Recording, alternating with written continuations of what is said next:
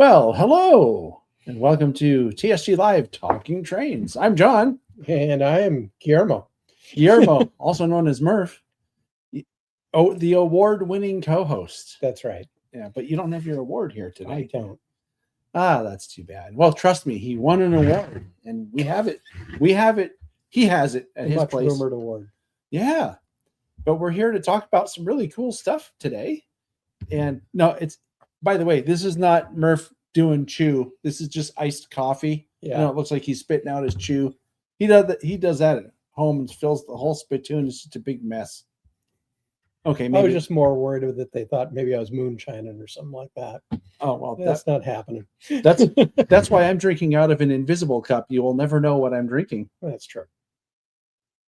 Anyway, we're here today to talk about a bunch of different stuff. We have a really cool featured guest today, which is going to be Chris Hauf, who's talking about Niles Canyon Railway, which is a place near and dear to me since I've been a member of the Pacific Locomotive Association for, I don't know, close to 20 years now, I think. I think I joined there in 2007 or something like that. Huh. Yeah. We did a lot of videos up there. I'm talking about DVDs and VHS, because that's what I started off doing. A lot of people don't realize that. A lot of people who watch this channel don't realize that I started off making DVDs and commercially available, portable media.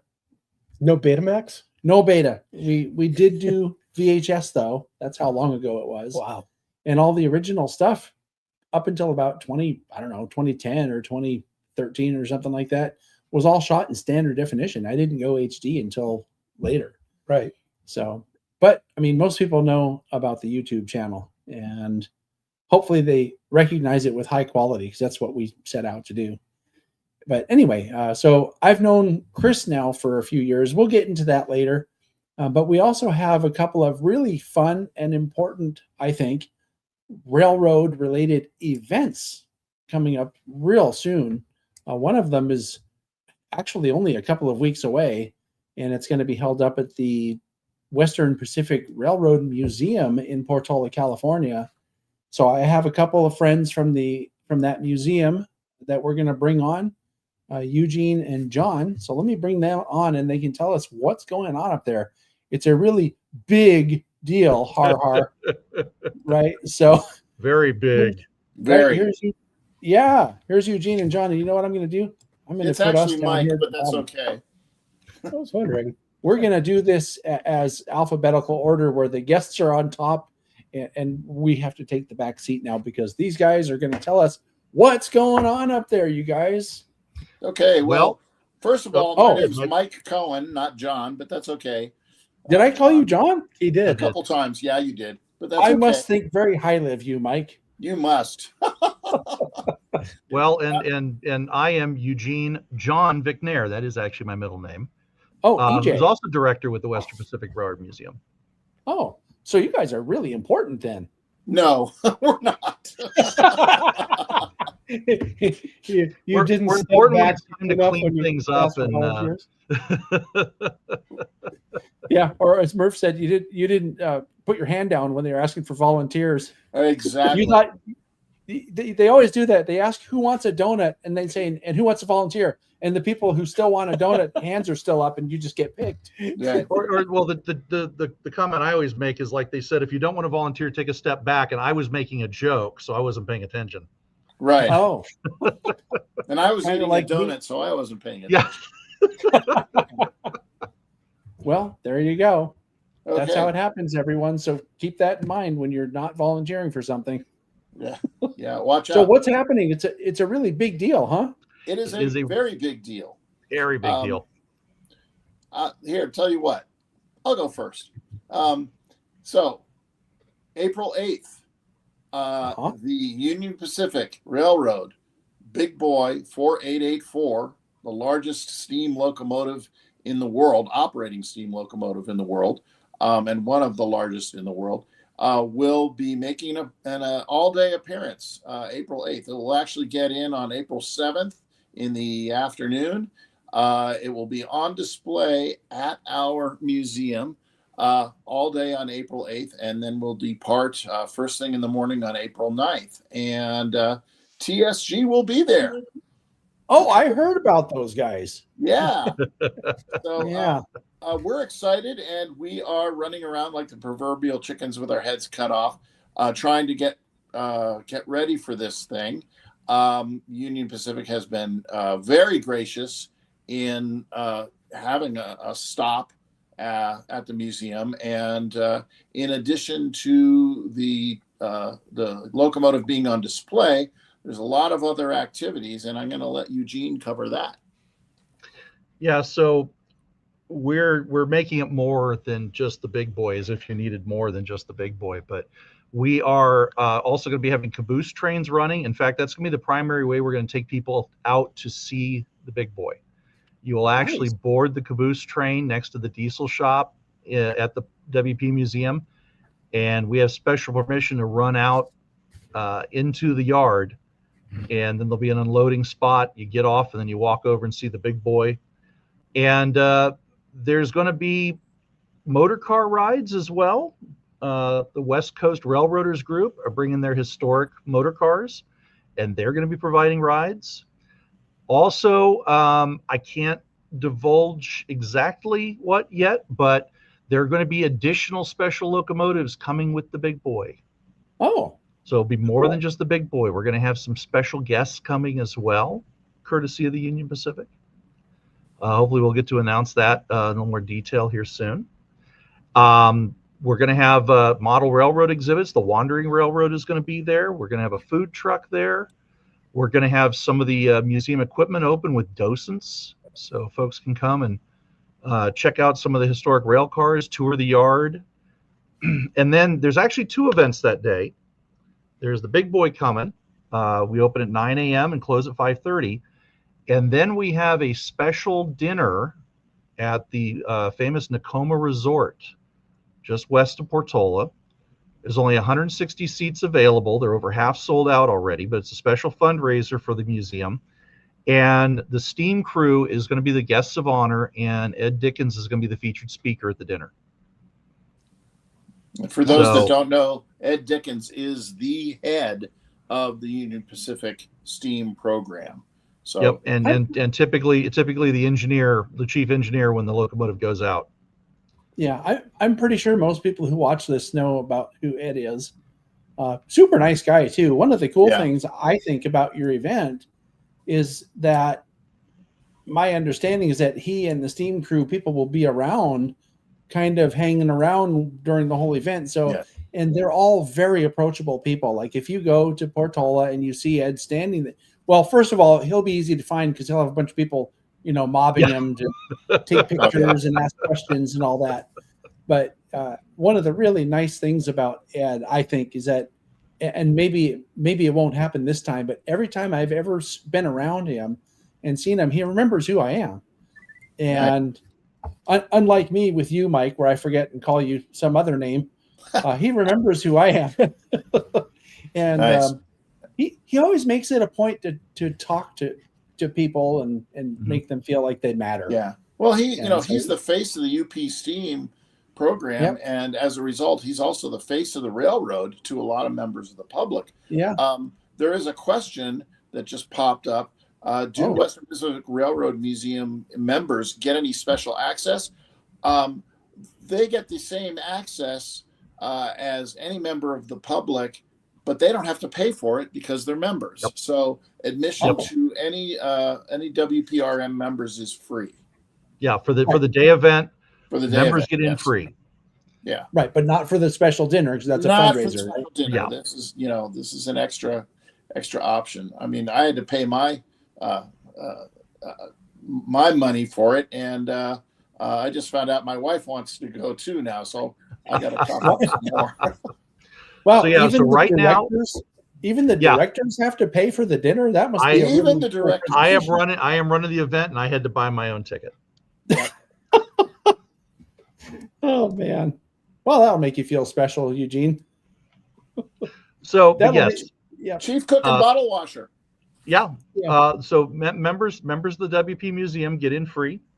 For non-members or for anybody who wants to go to the dinner, we are selling advance tickets online. you can go to wplives.org and you'll see the news item. You can trace that. You'll get more information on what's going on. You can access the online store where we're selling the dinner tickets and selling the advance tickets. Advance tickets are $20 for adults and $10 for youth, seniors, and active duty military. And anyone under the age of 4 and under is free. The dinner tickets, we have to cut off the sale of the dinner tickets a couple weeks before. So those are going to end midnight Sunday, March 22nd. So we actually have less than a week to get the dinner tickets. The advance ticket sales online will end midnight on Monday, April 6th. And after that, if you want to come, it's buying tickets at the gate, and they'll be $5 more. Oh, okay. And one little note: when you buy your tickets online, print out your receipt. That's what you have to bring to the gate or to the dinner and get your wristband for entry. Oh, So wow. your receipt for your sale, that's your proof of payment to get your wristband. Cool. So one last time, April 8th. April 8th. Gates open at 9 a.m. Till and 5:30 p.m. till 5:30 p.m. Well, we're going to stop public access at 5, and then we close up at 5:30. And we're going to start. We're going to start the caboose train rides at 10:30. We're going to start. I think the motor car rides are going to start a little earlier. We'll have the museum store going. We're also going to have special vendor daylight sales is going to be there with some big boy coast to coast special merchandise they're going to be selling. So you can get yourself some one-of-a-kind memorabilia. Wow. Come into the museum store, support the museum that way too. And like I said, we're going to have folks in several pieces of equipment so you can tour the store equipment. We're hoping to set up where we do some guided tours around the museum. So there's going to be a lot of things going on. We're trying to make it a very full day for everybody. And John, you mentioned Ed and the steam crew hanging out. The first time the big boy came through, that was one of the things they thought was really cool is the way we bring people into the viewing area. It gave them a chance to like interact with people. It wasn't like a big crush. Mhm. Folks got to come relatively close to the engine, and they were talking to the crew, and everybody was having a good time getting questions answered. And again, looks like we're gonna have some other special equipment coming as well. So there'll be a lot to see and do that day. Wow, they're going to be double heading with the 844? Okay, maybe not. I wish. Yeah, That's a foamer's dream, right? right. Well, it happened in 99? No, well, not the big boy. It was the Challenger. At That the was a time. Challenger. Yeah, But 3985, right? maybe someday in the future we can hope. But there will be someday in the future, I might get to say what the original plan for all this was, because it was very different. Oh, okay. Well, we'll have to talk about that. Maybe we have to talk about that off camera. Indeed. Anyway, so thank come you on for up coming. to Portola. I mean, this is your chance.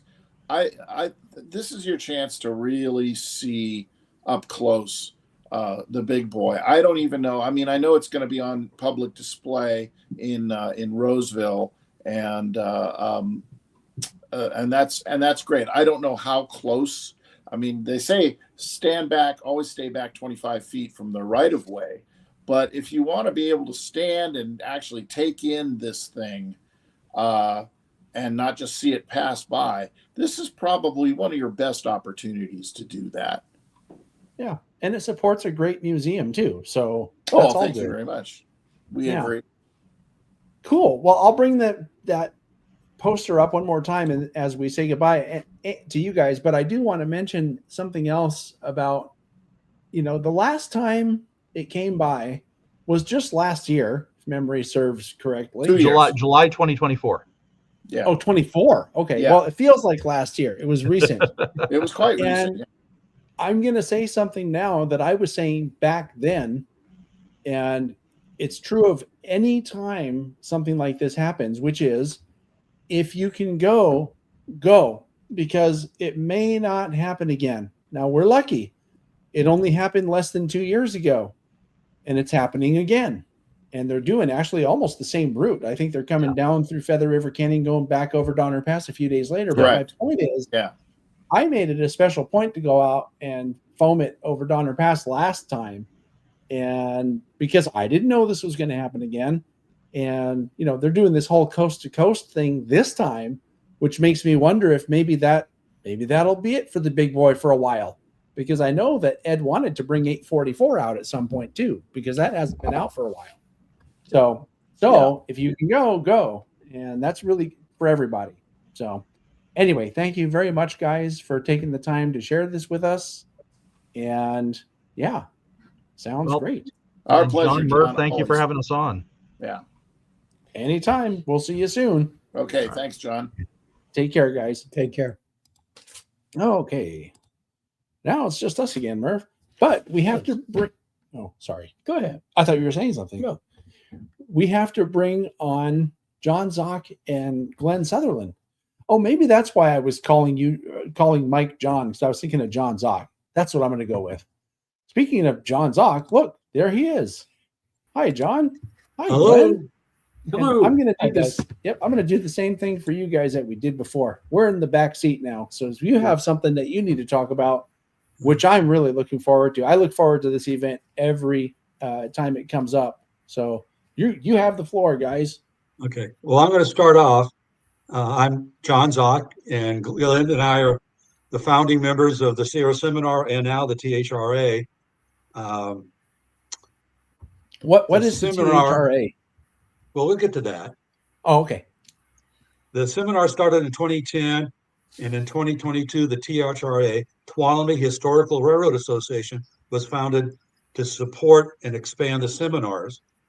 The Sierra Seminar and the THRA now, and the Westside Lumber Company, Reunion, have been together for about the last 10 years. Mm-hmm. This year, with the help of John Piazza and Adam, I hope I say this right, Edenbach, or close to that, the two organizations have created the Tuolumne Railroad Weekend, which has improved the programs, advertising, and combined the two organizations' sign-up process. So things are running a lot smoother. Mm-hmm. I'm going to turn it over to Glenn to talk about the first event that weekend, and that's our train event. Right. Thanks, John and Murph. Actually, it's an entire weekend, Friday, Saturday, and Sunday, April 17th through 19th this year. And there are actually 5 events. If, like I do, you consider our raffle to be a 5th event. And that I consider it that because you don't need to be involved in any of the other events to participate in the raffle. You need not be present to win. But anyway, the first event is on Friday afternoon and evening. It's a special excursion train event behind historic movie star locomotive number 3. But the event actually starts at 4 in the afternoon, and we have about 2 hours of kind of a social hour where we're going to provide snacks and soft drinks. We think we've got a bartender arranged. If you want to buy a beer or a glass of wine, that should be available. And also during that social hour, we are offering 3 special tours. The event takes place at Railtown 1897 State Historic Park in Jamestown, California, which is the 26-acre steam locomotive servicing complex of the Sierra Railway. There's a lot of history there, and we're going to offer 3 special tours during the social hour. One is Larry Jensen, who literally wrote the book about movie railroads, is going to take folks to show them some locations, some equipment, some artifacts that were used in the filming of Hollywood movies in Jamestown, in Railtown. The second tour, Adam Wiedenbach, one of the Westside Reunion organizers and a logging historian, is going to take us to take the people that choose that tour, if they want, to see all the logging equipment that is in Railtown. There's an amazing amount of logging equipment there, a couple shays, log cars, Pickering oil cars, cabooses. And so Adam's going to lead that tour. And thirdly, especially if you're new to Railtown, just a tour of the historic roundhouse that's there. Those are optional, no extra cost. And if you'd rather just hang around the picnic grounds and enjoy conversation, and some snacks and drinks, that's fine too. Then the train itself is at 6:30, and it will be more than the normal excursion you get at Railtown. It's going to be twice as long, hour and a half, probably include some additional mileage that's not included in the normal excursion. So that's that event, and that kicks the weekend off. And I'll turn it back to John to talk about Saturday's first event. Saturdays, as you can see on the screen, is the Westside Reunion Logging Models Meet. I'll give you just a couple of ideas of some of the presentations.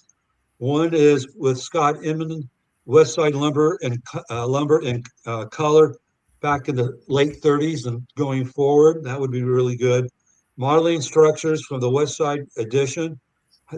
We see a lot of pictures, but this will give us more information as to how the buildings are built or what they look like. And another one was a special reunion presentation. Jack Sullivan, who's the son of Ed Sullivan. Ed now is like 100 years old, and he's one of the longest ever employee of the Westside Lumber Company. So I'm sure there's going to be a lot of good information on those. Plus, they have a program or a contest for the different items that you can build and bring to the meeting, and you get awards of having those models taken care of, type of thing. So it starts around 8 or 9 o'clock, goes to about 4 o'clock. So, and there'll be a lot of activity, a lot of vendors that you'd like to see and see what they're going to try to sell to you. But most of them are really good, and it covers a lot of information. So, and then Glenn will come back and talk about the dinner. All right. So Saturday evening at about 6 o'clock, we have the banquet, which consists of a very nice dinner followed by a keynote presentation. This year, the presenter will be Brian Wise, talking about the Sugar Pine Railway from 1903 to 1974. I won't spend much time on the banquet. As of a couple days ago, we are sold out of those tickets. We are accepting a certain number of standbys. So if you want to be, and actually, as far as I know right now, you can still be first on the list of standbys. Go to our website, sign up for a banquet ticket, but know that if you do that, you are just buying a place on the standby list. Obviously, if you don't get a ticket eventually, we will refund your money. But in the context of the banquet, that's when the raffle prize is drawn. The raffle has two major prizes. The first is what we call the Shea Lovers Dream Excursion for 4 people. It's at the Yosemite Mountain Sugar Pine Railway, which is at the south entrance to Yosemite National Park. They now have the largest collection of former Westside Shays in the world, having just acquired a third one. And Scott McGee there, the general manager, has generously donated 4 tickets for a ride there. 2 are first-class tickets, which put you in their beautiful caboose, and 2 are actually cab rides in a former Westside Shay. So, and then he will also offer a behind-the-scenes tour of everything they have there. So that's one prize. The other prize is basically everything for our weekend, but from a year from now. So you would get admission to all the events, including 2 nights hotel. So with the total value in excess of $550. So those raffle tickets are available online. Again, you don't need to be present to win.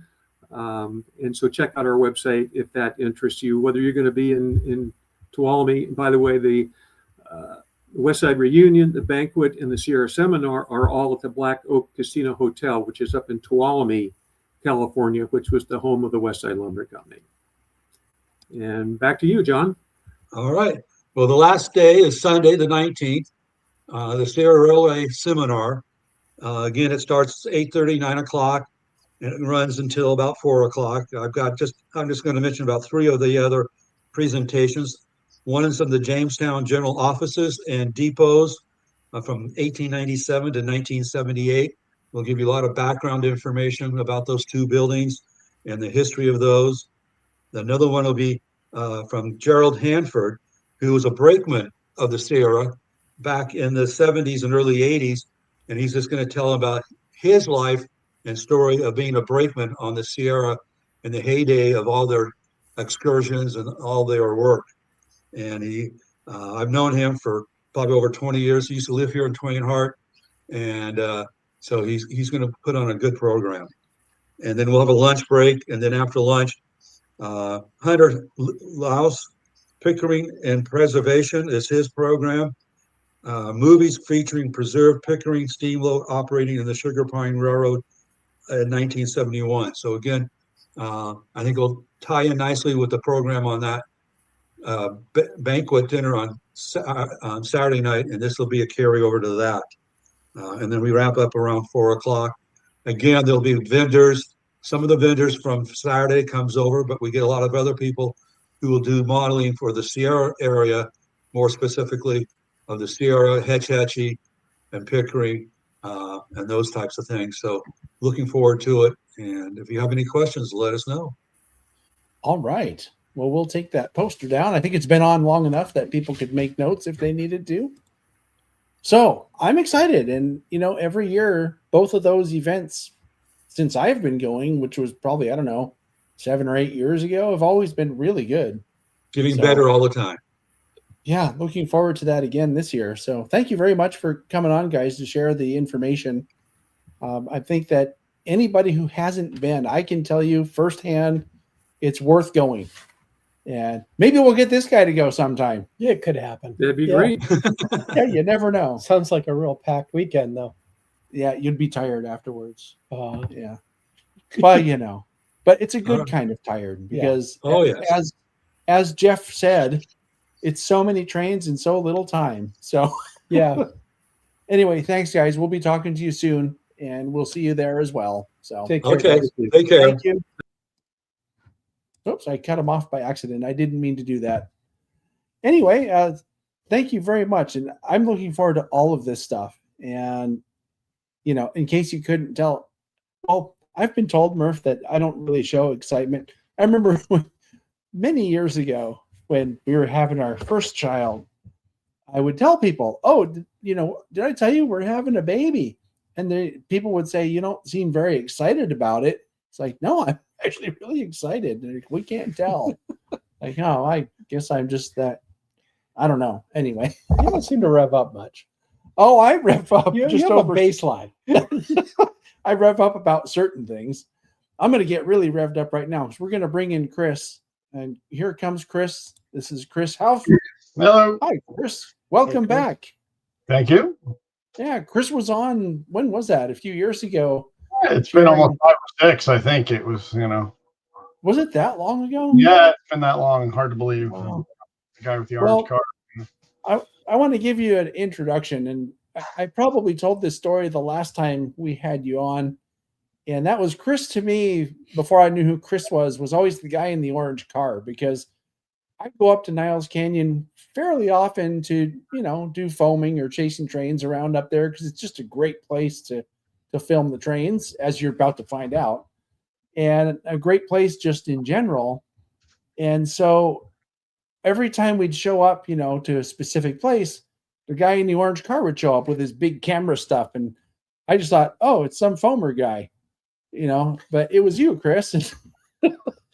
I guess you are a foamer guy. With Anyway. purpose, I guess, or Yeah, well, but the important thing was, I think you were there taking official pictures. I mean, you're taking pictures for yourself too, but you're also the social media guy for Niles Canyon Railway.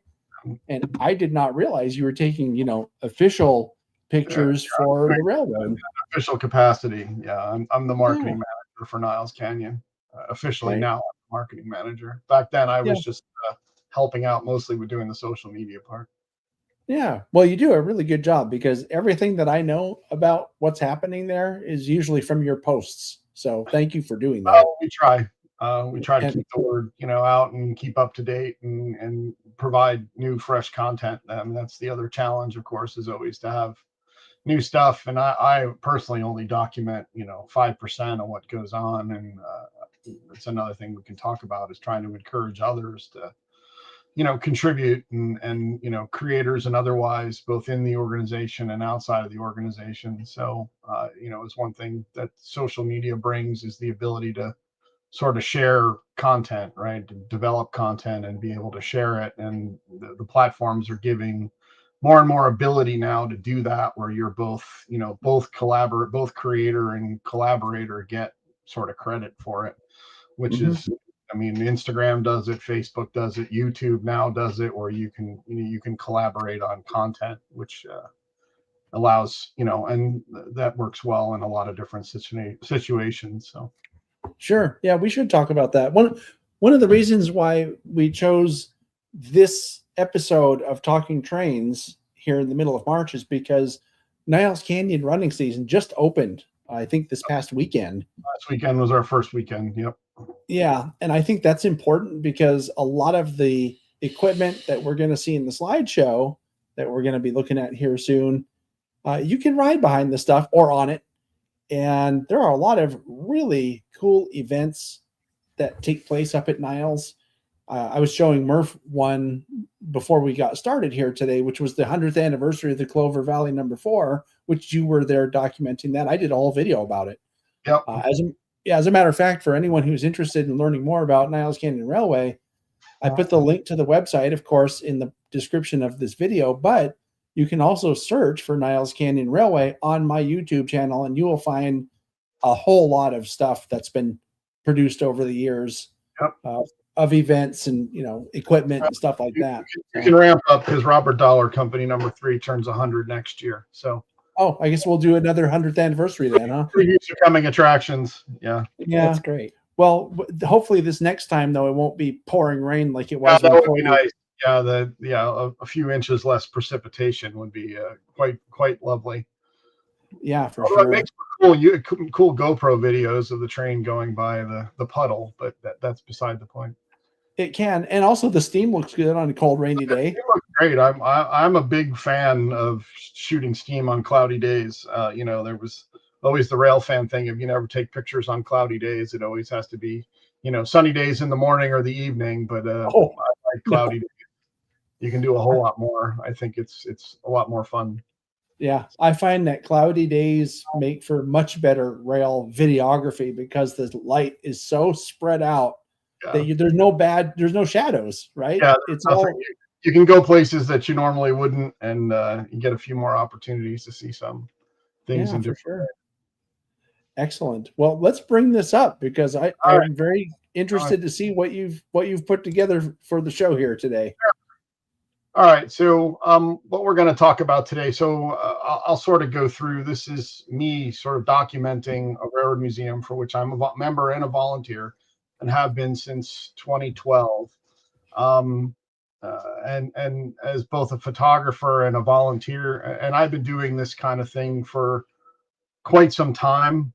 I don't know if I have. Oh, I do have control, John. So this is not Niles Canyon. This is Upper Montclair, New Jersey. This is where I was born, where I was raised in New Jersey. I'm an East Coast kid. These were the engines I grew up on, GEU 34s, but you can see the bug bit me early. I was, I think, 16 when I took this picture, sitting on a freight station platform, which was behind me. This is the Upper Montclair. This is the Erie's Greenwood Lake Division. And so photography has always been something. My dad was an avid photographer. I've sort of had a camera in my hand for a while. And then I started kind of ramp that into the preservation thing very early, first with 2 NRHS chapters, and then was a very early member, sort of founding member of the New York, Susquehanna, and Western Technical and Historical Society. I was only a teenager at the time. But this was my first restoration project I worked on. This was the M1. This was Susquehanna, which ran in New Jersey. Was both a freight railroad and had a small passenger operation. Had 4 RDC cars that they used, and all 4 of them still exist. And in the late 1980s, the NYS and WTNHS was formed and got control or ownership of this car from New Jersey Transit. And we took it up to what was the Morris County Central Tourist Railroad shops. Morris County Central was long out of business, and we restored this car. And so I worked on this car as a teenager and then through college, doing all sorts of different things. But that's sort of where I've got my start. So I've been doing this, there. And then 1989, I headed to Rochester, New York to go to school and joined the Rochester and Genesee Valley Railroad Museum, for which I've been a member ever since. And I've been president of this organization. I was on the board for 14 years, managed the museum for 6, and did a lot of founded the Facebook page and the YouTube site, and and the website. We put up the first website in, I don't know, 1994 with HTML1. I could reach down. I have a Netscape t-shirt for Netscape 1.0 t-shirt to my right, but we'll save that for another day. And I've been a member there for a long time and contributed a lot. Actually, I painted that little green locomotive. I painted the green caboose, and I did actually some of the paint work on the red caboose. And I was a diesel engineer there. We had an ex-Kodak RS1. And this museum soldiers on. They're doing a great job over in Rochester, but did a lot of the same things that I'm now doing at Niles Canyon, which was applying my love of photography to, to railroads, to railroad museums, and helping the museum document itself and sell itself, and put the pictures out there and videos and otherwise, so the museums can grow, right? 2012, I find myself relocating to the Bay Area and the Niles Canyon Railway. I had already been aware. One of my friends from Rochester and his wife were both active volunteers. I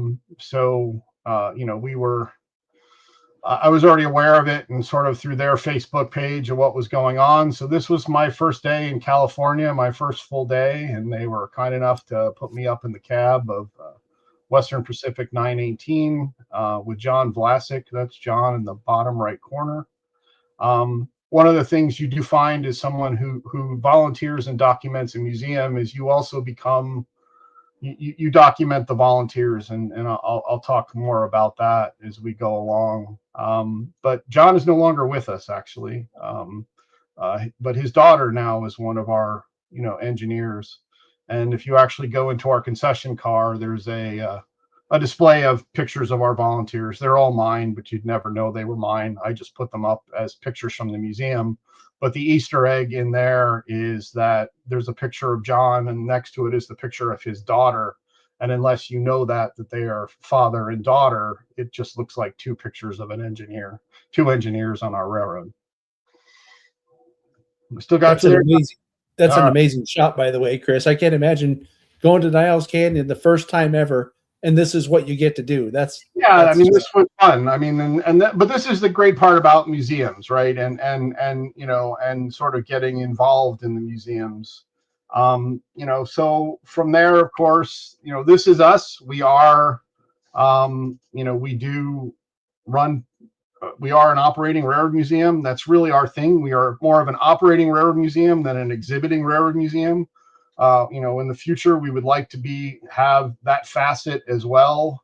And we have lots of things that we're working on for the future, but we're right here in the Bay Area. In Niles, we run between Niles and Sunol, right over in the East Bay. Niles is now the city of Fremont. And we are extending our railroad towards Pleasanton. And so we have an active crew that does that. So this is sort of part of my role, is to help promote the museum. This is not my full-time job. I do this for fun as a volunteer. I'm a vice president of a hardware company here in the Bay Area. That's the day job. This is the evening job, or the weekend job, as it may be. But this was sort of how I met STEAM, was Robert Dollar Company number 3. And the other fun part about museums is finding opportunities where it doesn't necessarily look too much like a museum. And this was a nice hazy afternoon through the sort of haze of of the locomotive as things were being put away for the evening with our crew. And so this was exciting to me. I had always wanted to work on steam locomotives. We had 2 little ones in Rochester, but never really got to the point of having an active steam program. And here I joined Niles Canyon with, at that time, I think, 60 years of running steam, and was really sort of excited to, sort of sink my teeth in and learn the ropes, so to speak, which I have. Although I will say I've fallen back on the one thing I'm very good at, which is painting and lettering. I'm one of the few people that's not afraid of sandpaper or allergic to it. That's one of the things too, Chris, that I'd like to do a program about sometime is painting this stuff, because we're looking at all the, I'm glad you mentioned that, because we're going to be looking at all your amazing photographs, but you're not just the guy running around taking pictures, the guy in the orange car taking pictures. Yeah, no, there's. Yeah.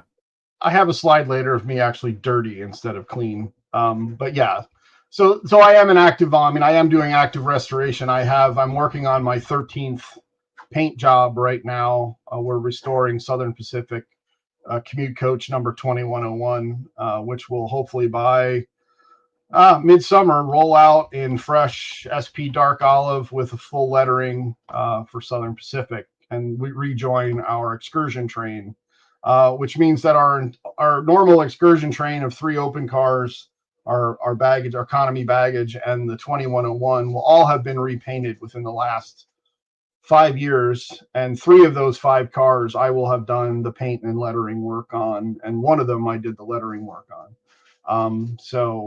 But it'll be exciting to sort of finally have everything. When I came in 2012, the 2101 was in primer. It ran in primer for 14 years, and last year we decided that it was time to have primer no more, and so we started painting it last year. And we've got a great bunch of people, including our president, who has spent umpteen hours needle scaling paint off of this car. I'm surprised Tim's not shaking, or maybe he is in a corner. But really a nice set of teamwork, which is just great. I mean, that's one of the parts that I like the most, is getting to everybody together to work on this kind of stuff. So one of the cool things about Niles Canyon Railway is that there are a lot of volunteers and a lot of different departments. And as big as it is, they manage to still get the important stuff done. And there are a lot of really good people, I think, that volunteer up there. Oh yeah, no, definitely. I mean, and a lot of people for a very long time. And we'll get into some of the people pictures, but it's also exciting that we have a very solid core of younger, newer volunteers that are really heavily invested in the museum. There's always, I've heard ever since I think I got into railroad museums as a teenager that, railroad groups are dying, we're aging out, and you hear this about every 10 years, and yet nobody has aged out. There are groups that have, but in general, the groups that are progressive and are trying to do all the right things tend to find people of all ages. We were very successful of that in Rochester. When I was president, I was 24 at the time, and so it's pretty exciting. But the other, sort of joy in being a member and sort of being inside the gate is, you're part of, the ability to document a lot of different things that go on and events. And this was during the 150th anniversary of the Transcontinental Railroad. We've been fortunate to have the Skookum, the Columbia River Beltline Railway number 7 for several years. Its owner has it on our railroad, and we operated it for several years. We have not operated it recently, concentrating on our own locomotives, really. But here you have 2 Mallet type logging locomotives together in Brightside, and the nice part about this one is you don't really know that this is a railroad museum. It looks somewhere in time, but you have sort of the early Baldwin logging Mallet on the left, and the later more prevalent design on the right in Clover Valley number 4, which is right now at the ripe old age of 102, and is the locomotive we're currently using for our weekend or our Sunday steam excursions. At the time when this picture was taken, Chris, I'm pretty sure that Niles Canyon Railway was the only place where you could see 2 logging Mallets like this in North America, if I'm not mistaken. That was just before the Black Hills got their second locomotive running. They now have 2 as well, operational. So there is 5 total in the United States, including 1309 on the Western Maryland. But it's possible there is a turning point for which they got their second Baldwin logging Mallet in service, which is very similar to the one on the right, the same similar design. Their 2 engines are very close to number 4's design. But yes, it's certainly a very rare. This was, as you said, go when you can, right? Yeah. Opportunities happen but once or over a couple years. And so there was that. And then, of course, So in this that previous photo, What question? in that previous photo, I really love that you had it in black and white. It just makes the whole photo timeless. Yeah, I grew up shooting black and white film because it was cheap. You could spool your own. You'd get a 100-foot roll of Tri-X or T-Max and spool your own film and develop it yourself for $2 or $1. And so I grew up shooting black and white. I have more black and white than I have color, and that's where I learned on. And then shooting for school newspapers and yearbooks and other things. So yeah, I have a definite. There's more than one black and white photo in here. Was that actually shot in black and white, or did you desaturate it? Oh, okay. This is the miracle of digital photography. Yeah. You go to the computer and you can do miraculous things with it. Sure. Imaging science is actually my background. My college degrees are in imaging science and color science. So I'm actually qualified to make crayons. And people get in fights with me about paint colors. Be careful. I have a master's degree in color. But in any case, we'll again save that for another talk sometime. Hey Chris, does that mean this is color commentary? Sorry. Yeah. So I'm the paint guy's worst nightmare and his best friend. And then there's this marvel, which is Southern Pacific Kraus Maffei number 9010. I don't have a before picture. I really should put one in here, but this has been now, I think, almost 15 years of incredible restoration by Howard Wise and his team. This locomotive certainly didn't look like this. It didn't even have a nose when I met it in 2012. And they have done really what, if you're a car person, like it's sort of a SEMA show quality restoration. I mean, it's almost like a Riddler Award restoration of this locomotive, which was originally supposed to be just cosmetic. And then it turns out we sort of found a pair of trucks in France, the actual proper powered trucks, because these are diesel hydraulic. So there's big carbon shafts that go down into those trucks and transmissions. And so this now is able to run under its own power, which is really exciting. And they're sort of finishing up a bunch of details, and I'm hoping in the future we'll be able to announce some more events with the 9010. Hey Chris, when we do that, we should do a show like this about the 9010, because I think the story of the 9010's restoration is a great story. And if you're going to do that, you should have Bob Zank, who is the historian of historians when it comes to these things. He wrote the book. And if Howard would come on, those are the people that are really, I'm just the guy that gets to see it and take some pictures of it, but they are really the people behind this restoration. And it is done to the ultimate. I mean, the fonts on the side are German DIN, the control panels are everything is, the shades are original. It is honestly a Riddler Award winning in what they've done. Really a marvelous job, and we hope to be able to bring it out some more in the future. That's certainly on the roadmap for the future. But really, one of the things is the equipment is certainly cool. But really, one of the things I've concentrated on is people. The volunteers behind it and documenting, the people behind the railroad, and getting, to sort of tell their story a little bit and share some of the things that they do, and share with them the images, right? I mean, if I take a picture, I send them the picture. This is one of our longstanding firemen, Henry. This was a excursion, or this was the picture on the left was taken during a getting ready for a photo charter. I took this picture and I could have gone home that day from the photo charter. I was done. I'm like, nothing's going to get better. There were some great pictures taken that day. But this is also what, being a volunteer and helping out and being involved is, I was the only photographer there. Everybody else didn't get on the train until 9 a.m.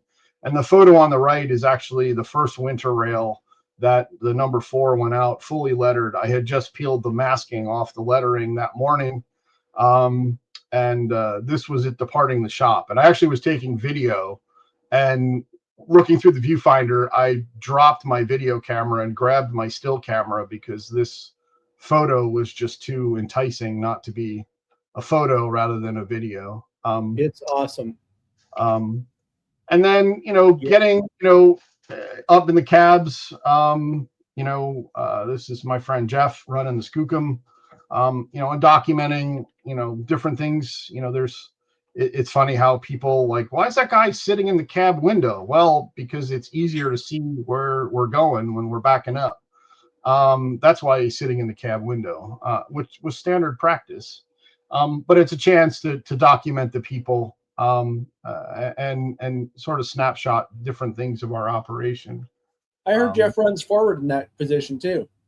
They all, well, I mean, it's frankly, being outside the window, it's hot in these things, and this thing is a beast because there's no jacketing on the back of that boiler, and so it's warm in there when you're running, and you're in more layers of denim than you care to think about. But back, as I said earlier, some of the the younger crowd, right? We're really fortunate. Gabe on the upper left he's been part of our steam department and part of the train crew. He's now a fireman, on the museum. This was actually taken on Sunday, as was the photo on the right. This is Mason. Mason's very involved in a lot of things. He's helped to sort of reinvigorate our sort of diesel program. Again, as sort of one group ages out, another group needs to come in and sort of step in. And so he's been kind enough to do that. This was actually a charter. You can actually charter our California Western M200, our skunk motor car.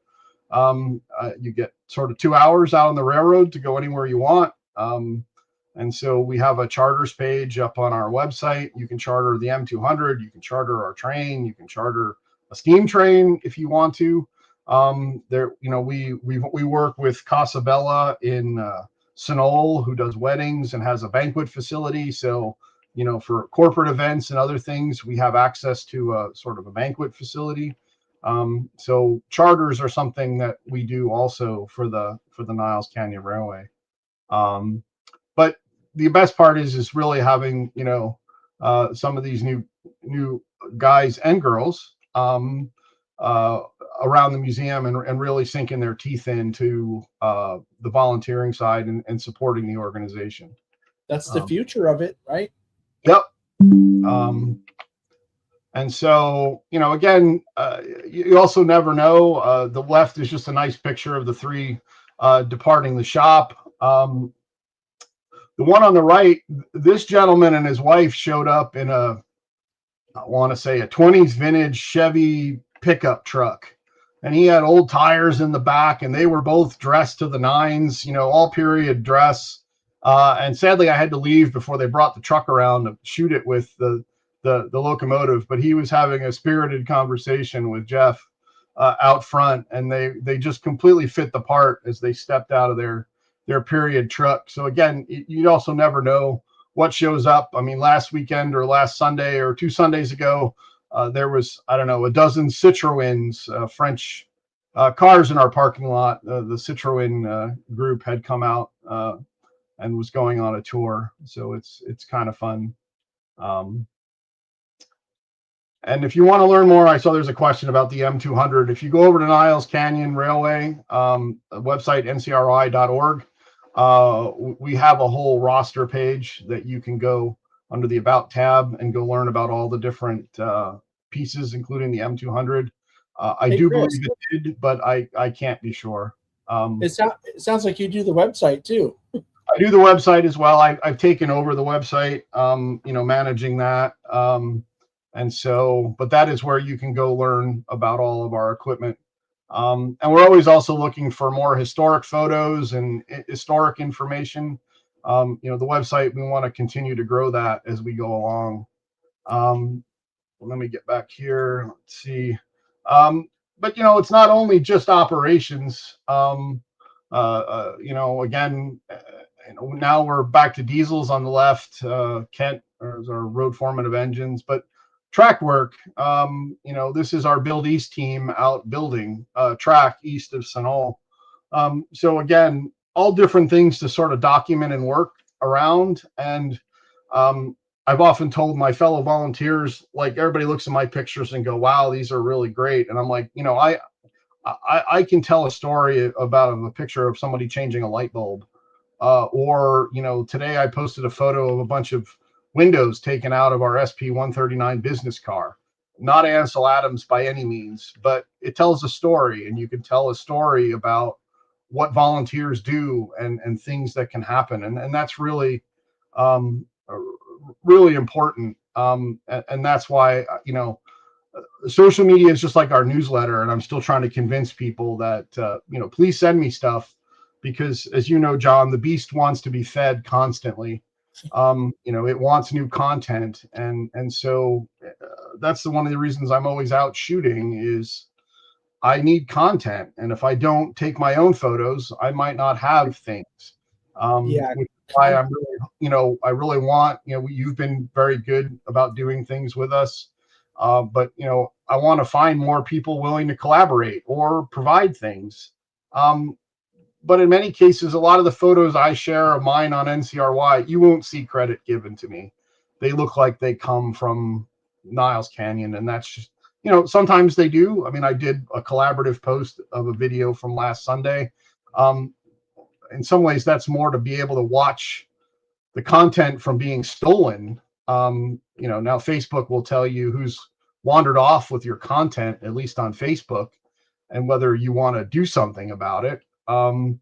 But it's, it is about sharing, right? That's what social media is all about. But it is, Chris, but I want to try to talk you into putting your name on the pictures, because oftentimes we'll see an old picture of something and someone will post it to their page or whatever, and they tell you what it is. But half the time, my question is, well, who took it?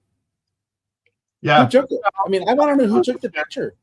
Yeah, I can. I mean, on our website, I credit everything. But yeah, no, most of the time you will find my watermark somewhere in the bottom left or right corner. Okay. And eventually to West Coast Railroad Productions, we will get around to repainting the Black Widows at some point, but it's not on the short-term list for the next 2 or 3 years. At least for me, I steam up that I'm going to need to paint. I've got 1744 and 2479. So after this year, I'm going to be up to my neck in very large Vanderbilt tenders and other things. So. Well, what's ironic too about the comment, and I think I know who West Coast Railroad Productions is, but what's interesting about it too is, and I know you're painfully aware of this, Chris, is that one side of it always needs to be painted because it's exposed to the sun 24/7, 365. So yeah, and we're working towards trying to address that, right? We really want to be able to get more things undercover, and so there's efforts looking at buildings and other things. I mean, that's how you grow as a museum, right? Is understanding that you can't repaint everything every 20 years. And so those are other different things, but that's really also where you need help, right? I mean, if you're going to build a building, you need people volunteers that know about. I mean, I signed as president for our restoration shop for the Rochester and Genesee Valley Railroad Museum. I was president when we built our 60 by 140 foot restoration shop. And we were fortunate. We had one guy on the committee was doing fundraising. We had another guy he built buildings for a living. He worked for a construction company and knew exactly who to talk to and the contractors we needed to talk to. I handled all the other things, sort of the face of the museum. But that's really, you need a team of people in order to get it done, and people that are willing to sink their teeth in and then kind of stick with it. And again, just being around a lot also throws opportunities. I mean, the cool photo on the left of my friend Charlie climbing into the fore with the sort of a little bit of steam and the sun coming through in the late afternoon. And the photo on the right, which ironically is the 2101 with all its paint removed last year, this gentleman just came out dressed to the nines and climbed on the train and sat in the open window, and I could not resist taking his photograph because it just looked like some other time period, and it was great. He's not a member. He just came out to ride, dressed in his period affair, and he was ready to go. And then the other real fun part is, watching our volunteers interact with the public. On the left, this young gentleman wanted to come up and take some pictures in the cab of the three. And so that's one of our engineer firemen, Gerald. Come on up. And the kid grabbed a whole bunch of photos and, smile ear to ear. And then on the right, this was an interaction with this little boy getting on our train of lights. Our brakeman Bob here asked him for his ticket and then asked him how old he was. And you can see he's 3. Punched his ticket with a smiley face and then handed his ticket back, to which he happily took back and marched on the train. And so, these are really the priceless interactions of our volunteers. And this is the things that fun to document, fun to share, fun to tell a story that happens, every weekend out at our museum and other museums as well. So, something that's cool too, Chris, is that I've taken similar videos, right, of when they have the steam up there in Sunol, and little kids come up, and usually Jeff or Alan or Charles will be up there, the oiling the engine or whatever, and they always take their time to put the oil can down for a second and talk to these little kids. And there's something about, the whole thing about aging out and all that stuff. These are your future volunteers, quite possibly, maybe even quite probably. And taking the time to engage them like that is something that they may not remember, because I don't know about you, but when I was 3, I don't remember much about back then, but it'll leave an imprint. You know what I'm saying? Like, I remember that train place. Those people were so nice. Yeah, I mean, and really, it's important, and you forget. I mean, I had a situation in Rochester years ago where we have that museum owns Lehigh Valley number 211. It's the last existing Hammerhead RS3.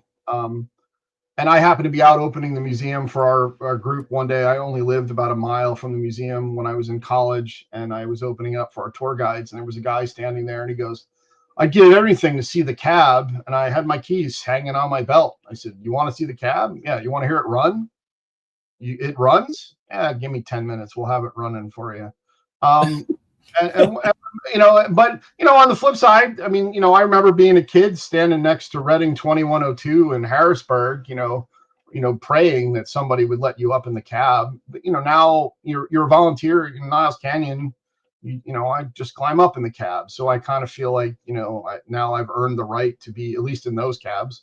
I've had a lot of great experiences at other museums. I was down at the Southern California Railroad Museum a couple years ago, talking to people and moving from, "Oh, you're from Niles Canyon? Here, let's get up in the FP45 and take you out." It was great. So sure. I'm very appreciative of that. Again, more pictures of our volunteers. Alyssa on the left is one of our brakemen, brake women, if you'd like. We go by brake person. But this was leading 5472 out to run the train of lights. So again, another one of our stalwart sort of new young volunteers as well. And then we were doing, the image on the right was actually taken during us breaking up the train of lights and putting everything away. But one day on the SP, if you will, no idea this is Niles Canyon, right? Out of the 5623 with the 5472. Yeah, I like how you got the number board on the 23 there. Yeah, that's really cool. So, things, and then, certainly the restoration work and documenting that. So this was, getting to watch putting tires on for the 1744 or SP 260 that's under restoration. So you get out the old ring of fire and you light the tire on fire and it expands it, and you slide it on and clamp it in place and let it cool. And then, so pretty neat to watch this. And there was this other guy there, shooting videos one day of weird things on the tire or on the wheel center. And actually what you were videoing is the wheel center for the third axle actually says 1746 and not 1744. So the 1746 donated an axle to the 1744 at one point. And that's Alan on the right, who's head of our steam department. Do you know you can tell that's a professional guy right there? Because his microphone looks just like his hair. You're pretty well matched. You know, John walked around with dead cat That's on. my hairpiece. Yeah, your dead cat hairpiece. That's what they're called. I hate to say it. Mine's called a dead skunk. Okay, whatever you like. We'll put your stripe on later. This was a fun photo. This was actually the last operation before COVID. We shut down for COVID, but that's not important. It was a rainy, nasty day. But if you look right at the end of the tender, there's a little kid standing there.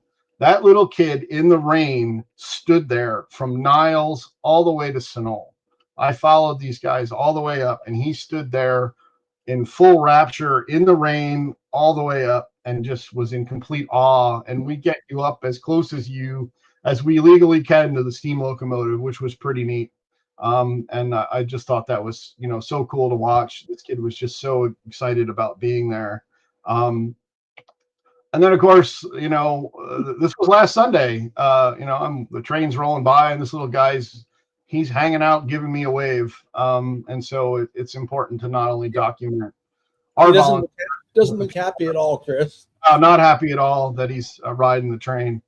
And then, just more timeless thing again, back in time. And so that's what happens over the years is you wind up with, a collection of images over the years and now of equipment that's not operational. Like this is Quincy Railroad number 2, which went down, now too many years ago on its 1472. And with 2 running engines and a 260 and a 462 under restoration. She is currently stored at the moment. This is my favorite of all of them. But again, this is Niles and just sort of a moment in time in a place, you might not know as a railroad museum. And then this, of course, is, details, right? That's actually the number 2's headlight on the last day she was operational. So, one last day to shine was the caption before we, put the locomotive to bed, and it hasn't steamed since. And then fun with a little lantern on the back of our Pickering 04 caboose, logging caboose that we have in service. We actually had that out 2 weeks ago on our test train with the steam locomotive. It's fun trying to replicate that Pickering logo. People like Brian Wise and others were kind enough to give me lots of photos. It's more than a challenge. It's certainly no standard font, that's for sure. But you did Photoshop. You masked the lens, right? Am I imagining that, or is that lens red? The one on the right is black and white with just the red glow. Okay. One on the left is actually a full color photograph. But right. No, I was talking about the one on the right. Yeah, no, I play around with that kind of stuff. Fun through Photoshop, Yeah. And then, trying to offer also people different views, right? Welcome to the cab of SP 9010. And it's myriad of visors and fishbowl windows. Quite the view, but it's, a chance to try to share things. I've been doing more and more with a 360 camera. Facebook allows you to actually now post 360 photos. So you can sit at your leisure and spin yourself around. And I keep wanting to try to integrate more of that technology. So people that are not close to us, but want to, what's in the cab of this, or what does the cab of that look like? So there are some of those up on our Facebook page in the photo albums, but it's a way to share different parts, of the experience with people that are far away, and that's important too, because not everybody can come to your museum. We certainly hope you do. Lots of tickets for sale, but we are trying also. It's not just we hope, we don't want you to see it unless you come. We don't care. We want people to be able to experience all the different parts of history that we work so hard to preserve. 2 more photos, some of my favorite locations. No, I am not in the gauge. I am off to the side of a curve. Farwell, the bridge on the left, has a wonderful curve after it. And with about a 600 millimeter lens, you can crush down on the bridge. But you are 15 feet off, 20 feet off the rail, and in no harm. The same is true of coming up 84, just past what we call Farmers Crossing. So 2 pictures of the 7. An interesting coincidence. The train on the left is the last operation before COVID. The train on the right is the first operation we were allowed to do post-COVID. Same crossing, same crew, different locomotive. Nice. Over a year apart. So, and then details again, number 4 through 24. 79's cab, which is on the ground at the moment, waiting for me to finish the 2101 so I can start paint work on it. And then number 4, on a cloudy morning, rolling east through the canyon, happily with no cars or bicyclists to sort of cloud the time period.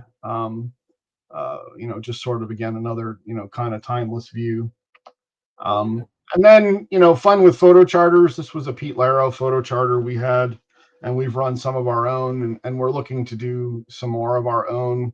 I want to try to do one with the 2 Black Widows on, not a steam charter, but a diesel charter with historic freight cars. So we'll see what we can do to maybe get that on the docket. I don't know if we'll make it this year, but maybe next year. Do we have enough, Chris, to make a legit freight train, like 20 or 30 cars? Maybe not 15, maybe. Yeah. Well, that would be plausible. Yeah. I mean, some of them are a little rough, but yeah. I mean, we would like to do more. I mean, I've done that. That SP boxcar was actually in mid restoration. I hadn't put the big 40-inch logos on it at the time. It now has the 40-inch SP logos on it. But that's a department where we really could use more help, right? People interested in restoring our historic freight cars. We have some marvelous freight cars. I've done the McLeod fire car. I've done, sort of, I call them 50-50 paint jobs. They're good at 50 feet or 50 miles an hour on some of our flat cars. But we really could use to do, more work on some freight cars. Speaking of that, me being the normal, not guy behind the camera, but the guy behind the sander. A couple pictures of me hiding my face behind my mask, which you find me most of the time. The left is actually the little 45 tonner you saw at the start of the presentation in Rochester. That's our shop in Rochester, and that was me in 2011 putting that thing into new paint. And after I painted Clover Valley number 4, I did all the paint work on McLeod River Railway number 1711, our fire car. And then below was doing Robert Dollar Company number 3's tank. I did the paint job and lettering on RD3 as well. And so there's the actual McLeod car finished with the number 4 behind it, which I did the paint and lettering on. Had a little bit of help with the lettering. Thank you, Brian Wise. And on the right is actually Yosemite Valley 330. I was not supposed to paint this car, but in the bottom of the 9th, the person that had a problem and had to back out. And so Wes Swift called me and said, "Would you paint the car?" And I said, "Sure." He goes, "It's all prepped. All you have to do is paint it." Outstanding. Right. The prep work is the worst. and all I have to do is drive you down the car in a scissor lift, and you just have to paint it. Even better, I didn't even have to walk. I got driven down the side of the car. Perfect. Hey, but that's Wes, though. He's like first class guy. So it was in our shop. We were able to do it. I was happy to do it for him, and the car turned out really nice. And then I also did the UP Gone that's at the left.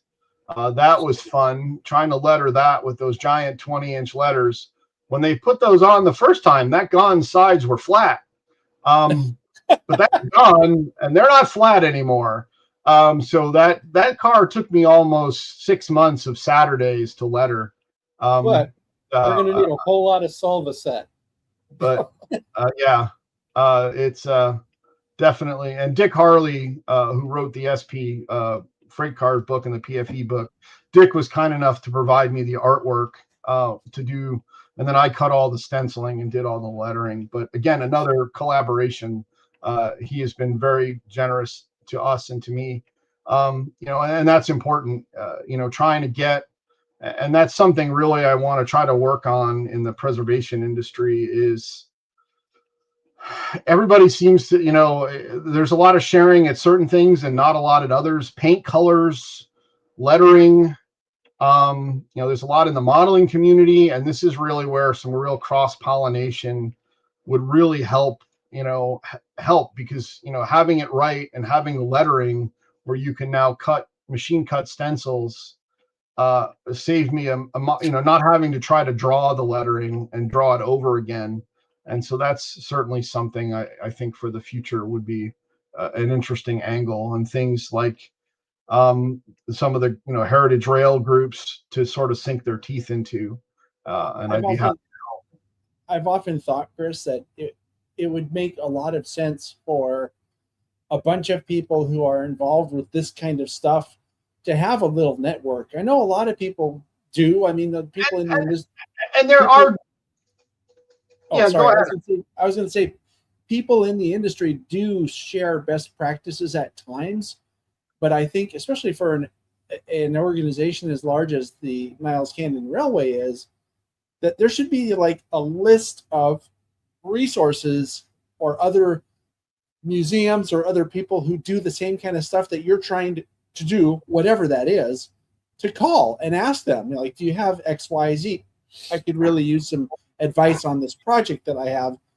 Most of the time, I would be really shocked if you wouldn't get oh yeah, definitely. Do you want me to come out and help? That kind of thing. Because people do tend to understand that we all have the same goals, and their help you is something that will be returned later. So yeah, and there are some great, there's railway preservation, ripon.org. There are some definite places, but one of the things is really there isn't a clearinghouse for, what's the paint code for SP dark olive, right? And not the paint code from 1937, which you can't cross into any modern paint system.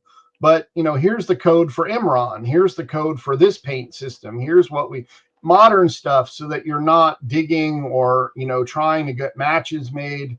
And we have a bunch of things. I spent an inordinate amount of time getting Penn Central Deepwater Green right in Rochester, and I was fortunate enough to have both a paint company, a paint store locally, Sherwin-Williams, and a spectrophotometer to go actually measure.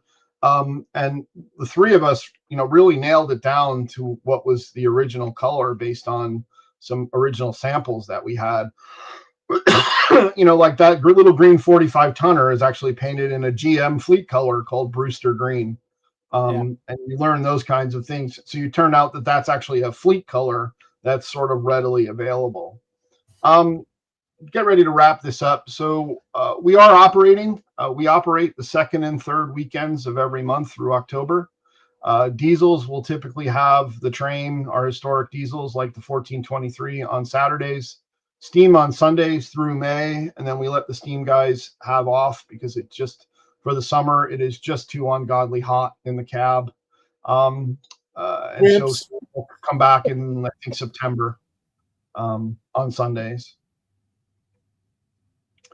But tickets are available on ncry.org. You can go get all the information. We have other things going on. We have beer trains coming up starting in June. We have some speeder rides coming up, but those are all sold out at the moment. For the summer, we have weekday education trains, and there's still some space on those. We do some right now that are really sort of targeted at school groups. But those education trains are come at a very discounted ticket. They're during the week. So they're targeted at teaching. But anyone can ride. You don't even need to have a kid. You can come out and ride. So lots of different opportunities out there. We'll have probably our Hot August Night train in August. End of April, we're going to be running, again, we donate our train and our crews to the National Cancer Society. We run a bunch of trains to benefit cancer research. That will be at the end of April. We may be putting steam on that. Too early to well, I'm publicly announcing it, but too early to actually commit fully. But you may actually even have more opportunities to run behind Steam and benefit the Relay for Life for cancer. And cancer has certainly impacted us as an organization. I would not be marketing manager had my colleague Gail still been with us. Sadly, Gail came down with brain cancer, and we lost her about a year ago, which is why about 3 years ago I stepped into the shoes that she had. I was her silent partner in the back doing social media and proofreading things and other things, but I wouldn't be doing my job if Gail was still around. She would certainly still have the reins of our marketing department and had done a wonderful job with it. So again, lots of opportunities to ride. Please continue to look at our website. We also have charters. You can charter and volunteer and join. We are the Pacific Locomotive Association that owns and operates the Niles Canyon Railway. And we are the home of the world famous Train of Lights. Almost too famous Train of Lights. Our website died this year when the 300,000th person in the first minute tried to get tickets. Wow. Yeah. We'll never be able to run enough trains, but we're trying to do everything we can to make sure we get as many people on our TOL as possible. And this was finally a photograph I wanted to take this year, actually breaking out my Graflex flash guns. Good 19, the old, guy with the big Graflex 4x5 with the big pie shaped reflector. And I've had those for years, doing open shutter night photography since I was a teenager, learning the craft from Jim Boyd, who was editor of Railfan and Railroad magazine for many, many years, 70s and 80s. And so I finally remembered to bring my flash gun with me. So I was able to do the fill-in lighting. That's what they say, a few old-fashioned flash bulbs. So, but yeah, we are the home of the Train of Lights, and this is what consumes our volunteers from September when we start decorating until end of January when we undecorate. But it's quite the operation. So we're gonna, crank along here, pace the train back onto our consist. This is number 4. This was Sunday. I took this Sunday morning. I saw this image in the viewfinder, took the picture and said, I'm just going to go home. Nothing's going to get better. Another one of those days where I should have just left at 8 o'clock. I did get some other wonderful pictures, but nothing as good as this one. But this was the number 4. It was just cool enough, and the locomotive was not super hot. So you get this really nice cloud of steam, and you would not know that that's the east end of our yard, engulfed in everything. But this is the number 4 with Charlie and Gabe out the cab backing onto their train. And so we'll take this one out of the station, and really appreciate the time, John. It's been a pleasure. Thank you. Yeah. Thanks a lot, Chris. That was really fun. And every bit as even better than I expected. So love it. And really appreciate it. Come check out our Facebook page and Instagram. Personally, I'm also, people ask, who are you? I'm CRH Photog on Instagram and Facebook. That's my personal, sites where a lot of my photography goes up beyond Niles Canyon. I was recently down on the EBT, for example, for their winter spectacular, which didn't get spectacular until Sunday, when the steam locomotive was finally back on the road. Like every good thing, they hadn't really anticipated -10 Fahrenheit that froze some things and mangled a few parts that they worked really, really, really hard to fix, and had the locomotive back out on Sunday, which was sort of a yeoman effort and much appreciated by those of us that were down there freezing our fingers off. Sure. So do we have time for some questions here? Because I see that one of our people here has asked this question about if there's any planned runs for some of the Southern Pacific historical people. I have not heard of anything. We have certainly done it in the past. Usually that's them coming to us, if their convention or wherever is here. We did run the 2 Black Widows for them a couple of years ago and had a tour. Certainly we are open to that. If there's groups that are, we've had an MRA, we've had a variety of different groups that have had conventions, and we've either run excursions or our Brightside Yard is sort of off limits, right, to the general public, but we've brought people in and given tours, walk around and, get to see different things. So nothing at the moment to my knowledge, but sometimes the marketing guy is the last guy to know what we're actually doing. The guy who really should know. I really should know is the last guy to know. So, and I mean, it's a big organization, but at the moment, I'm not aware of anything, but we do know there are certainly interest. As I said, one of the things we are looking at is possibly doing a photo charter with the 2 Black Widows on freight. So that might be something for the future. Somewhere in here, Chris, there's a joke about, didn't you hear that Big Boy's coming to run at Niles Canyon Railway? You didn't hear about that? I don't even want to think about what the track would look like after that. Well, to be honest, the new part out east of Pleasanton and Sunol Road is like a 135-pound rail. It is a phenomenal piece of railroad. It is absolutely gorgeous. We had the 4 up there 2 weeks ago, and it is a beautiful piece of railroad. And yes, volunteers can come from anywhere. You're welcome to join and volunteer. You're also welcome to come, you want to kick the tires first, come volunteer and join later. That's okay too. But yeah, certainly. And, there are things that, people can help with even out of state. Certainly I'm a member of the Rochester and Genesee Valley Railroad Museum. I'm also a member of the Wiscasset, Waterville, and Farmington group up the 2-foot gauge in Maine. And I'm continuously trying to figure out things I can help with. In Rochester, they had gotten a really nice New York Central resume speed sign, but the lettering was bad. And so my friend actually posted a really high-res photo, and I took and replicated the lettering and then texted him and saying, hey, stencils are in the mail for your resume speed sign. And he repainted it and relettered it, and they put it out for many operations. So it's pretty neat. And so, yeah, there's certainly things, we welcome people from anywhere to join us and to come out. Something else I think that's worthy of note is when you're talking about an organization like the PLA, it's not just running trains or doing track work or cutting brush. There's signal maintainers. There's people that have to run the commissary on the train. There's people that, right? Yeah, everything. We have a great signal department, and actually we have a father-son team on it and a mother-son team.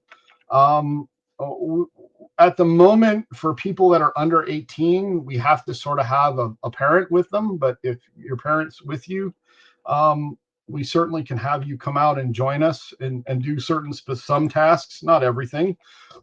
But yeah, we're really fortunate to have a great signal department, and we also have people that like to just serve food.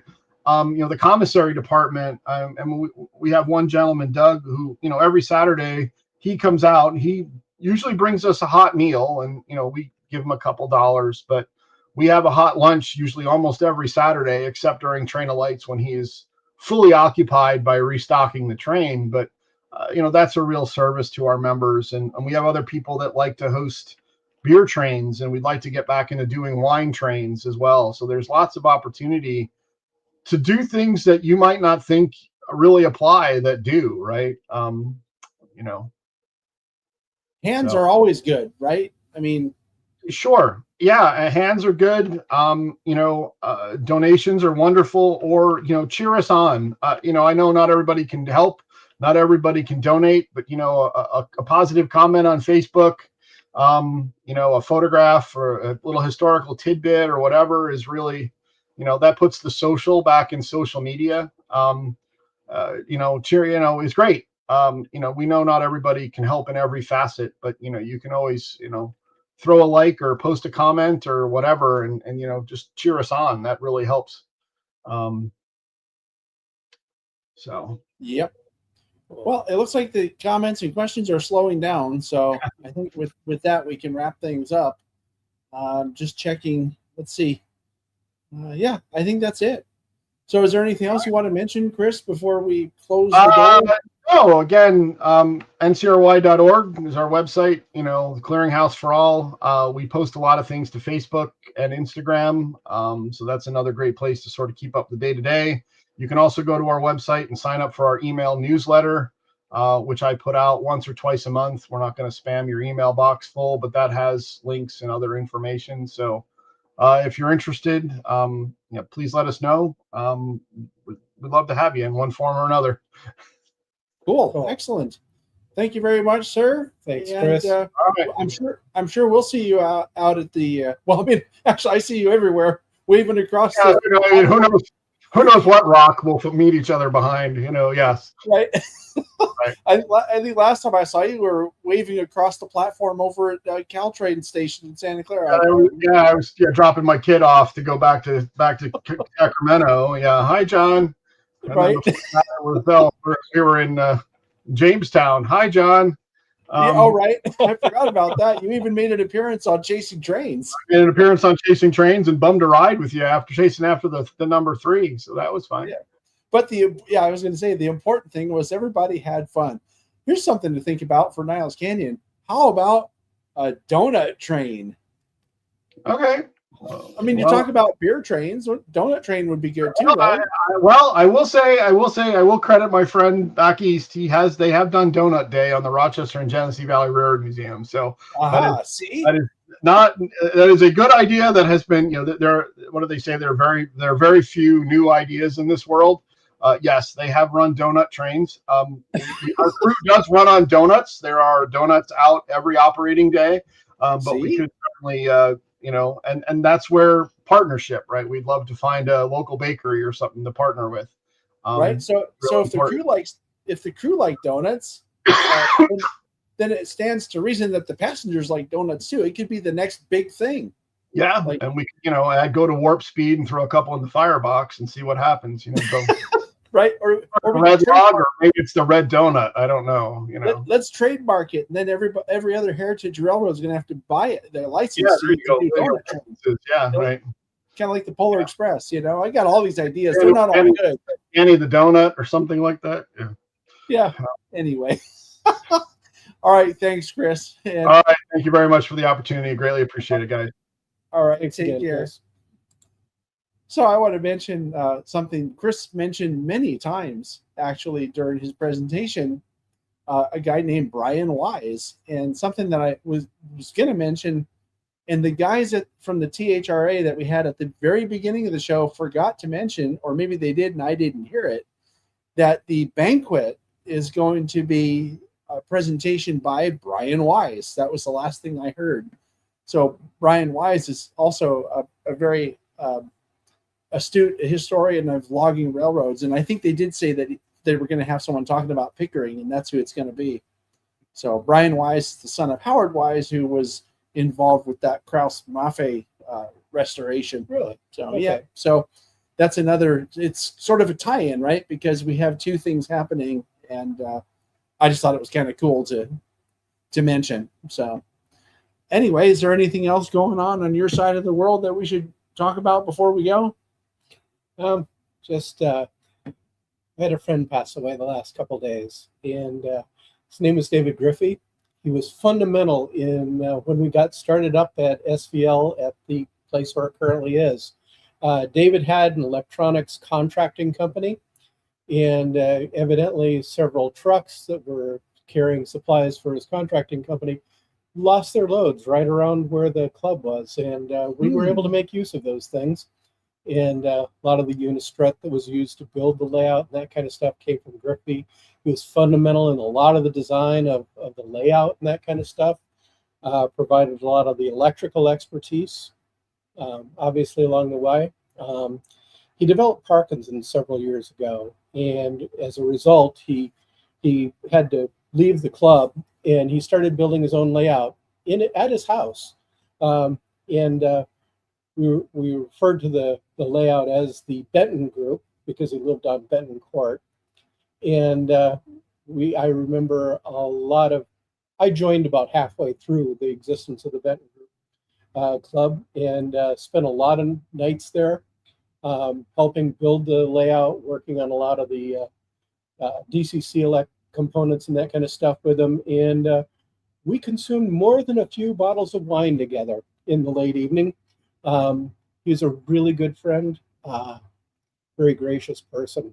And I feel bad for his family, his wife, Kay, his daughters, etc. But I'm going to miss him. Good guy. Yeah, I have a memory, if you don't mind me sharing. I mean, after that, I don't know what somebody could say, but I don't remember if you were there, Murph, but I actually went one night to his place, and everybody there was super welcoming.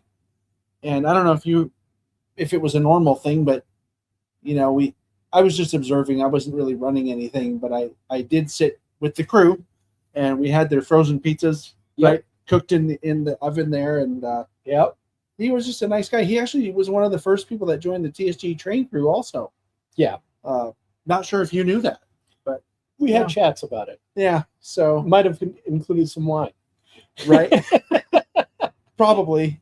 But yeah, so, and having lost my mom a couple of years ago or a few years ago to Parkinson's also, it's just a really crappy thing to have to watch someone go through. So I sympathize with your loss and of course the family and everything. It's just a terrible thing to have to watch. Part of the cool thing was that Griffey was always recruiting, and he recruited Dakota, our youngest member, who we talk about old movies, and Dakota's like, I wasn't born when that movie was out, so I know I'm old, and I know he's younger. So there was always this, we're developing the hobby, we're going to get more young kids into it, and he was good for that. So yeah. Anyway, and we need more people like that. So yeah, here we'll dedicate the show to Griffey. Yeah. All right. Well, we've already finished our drinks, but you know what? I'll drink to it anyway. I had dregs. Look, I had just crunchy. a little bit. I had a little bit of drip left in my invisible cup. Yeah. I was drinking invisible water, in case anybody's wondering. So anyway, I guess that'll end the show. And thank you everybody for watching, and of course our moderators for keeping the chat on track, pun intended. Oh, hey, and if you're coming to SVL, if you're thinking about being around the area and you want to come to SVL, our operating sessions are usually the last Friday of the month. And once every 3 months, we do a Saturday daytime operations, and we do accept guests. Mm-hmm. So, yeah. Last time I was there were guests. Yes. I was a guest, actually. Yes. Yeah. So SVL, in case anybody's wondering, is Silicon Valley Lines, and you can find the website for Silicon Valley Lines at siliconvalleylines.com. Yeah. So, look, someone was nice enough to post it.